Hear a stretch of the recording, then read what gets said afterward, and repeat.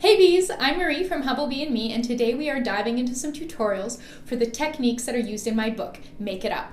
Today we are looking at how to blend powdered pigments into a creamy base. So you'll find that this tutorial is most useful for the lipstick recipes in the book and the creamy eyeliner.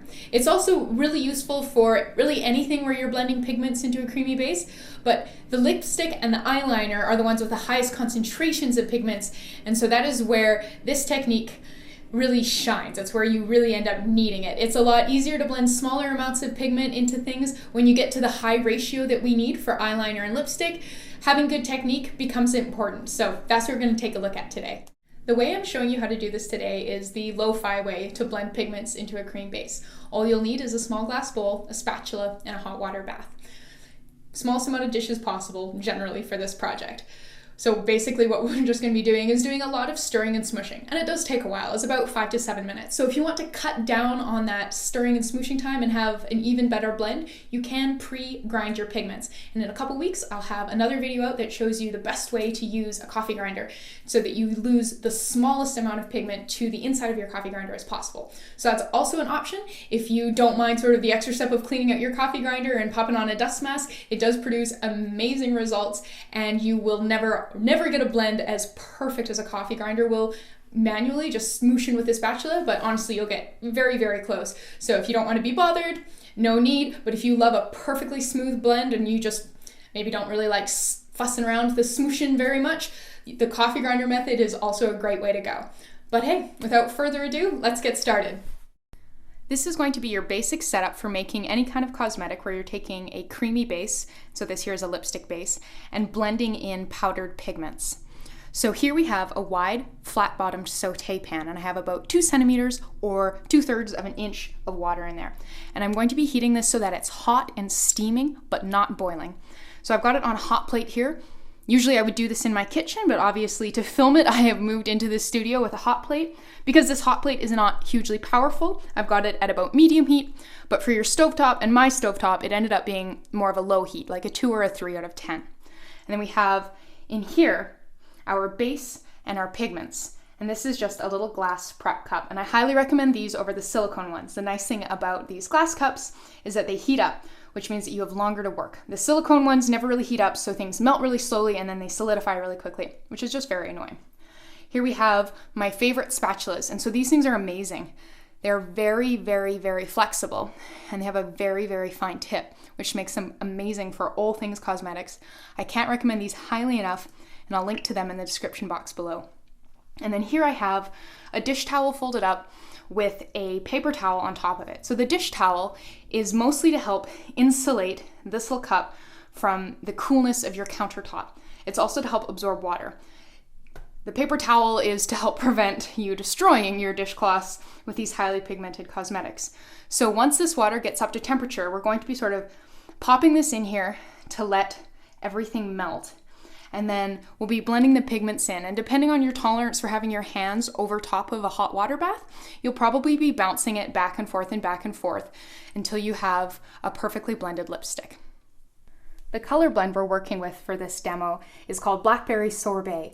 And so it's a blend of carmine, blue ultramarine, titanium dioxide, silver mica, and red iron oxide. And then the base here I have is the creamy vegan lipstick base from the book. You could also use the long wear lipstick base from the book. That's a really nice thing about the book in general is you can choose your base and then you can choose your color blend and you can mix and match. I've chosen this color blend in particular because both titanium dioxide and blue ultramarine they're tricky to blend in. They take a while. So I thought I would show you one of the harder to blend blends so that you really know what we're talking about, and then everything else will seem easy. So this has been heating up for a while, and I can see some steam starting to come off the top, though I'm not really sure that's coming across on camera, but you can also start to see some small bubbles forming along the bottom here.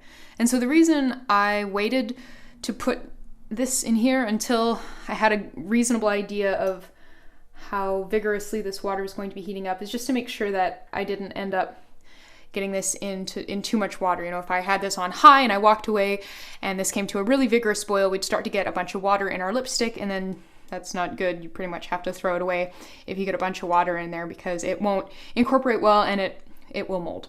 So now I'm going to leave this in here on our low heat to melt the oils through. Because this is such a low heat, this is probably going to take about 15 to 20 minutes, but because this is such a low heat, you can also walk away fairly safely.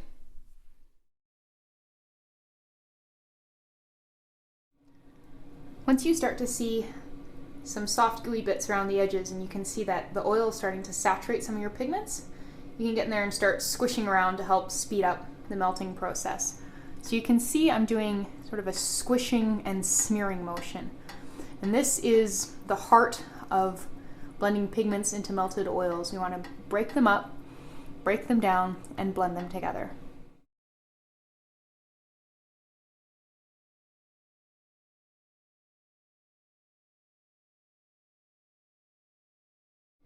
So as I streak the spatula across the bottom of this dish here, you can see streaks of individual pigments.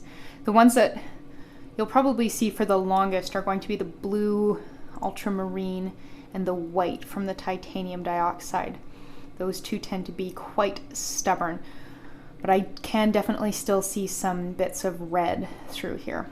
So the general process is, sort of scrape around the edges and then smoosh it off on the bottom. You can sort of do a scrape on the edge here, grab it with the edge of your spatula,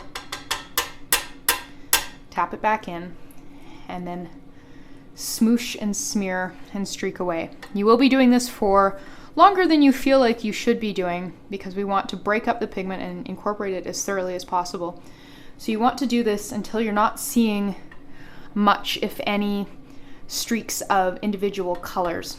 It's pretty hard to get to no streaks of individual colors without pre-grinding our pigments, but we can get pretty darn close, and you get close enough that it does not affect how the final product wears.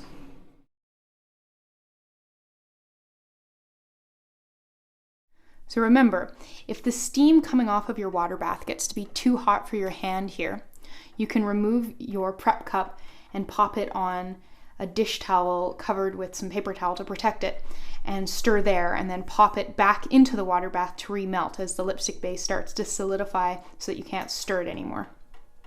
I do find though that this really isn't that hot. It just feels like a nice warm bath. You can see there's still, we've been blending for about 3 minutes and there's still streaks of individual pigments coming out. So just keep going. Make sure you're doing the scrape around and then also the scrape off, because you get some bits that cling to your spatula, and you can see here there's some streaks of pigment on here and on my fingers. So you want to make sure that you're scraping that off and then incorporating that back in.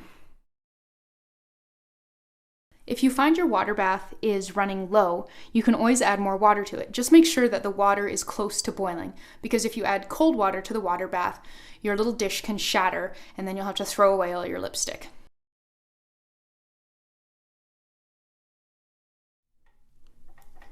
Okay, so at this point, I'm not seeing very many distinct streaks of pigment in here. You get the odd one, but it's sort of one for every 4 or 5 smears as opposed to 4 or 5 for every 1 smear. So at this point in time, I would call this lipstick all blended up. So at this point in time, you can remove it from the heat, stir in a couple drops of an essential oil if you want, and transfer it to a jar. I recommend a jar that is 7 to 10 grams in size to hold this full batch. And then all that's left to do is let it set up, and you're ready to pucker up.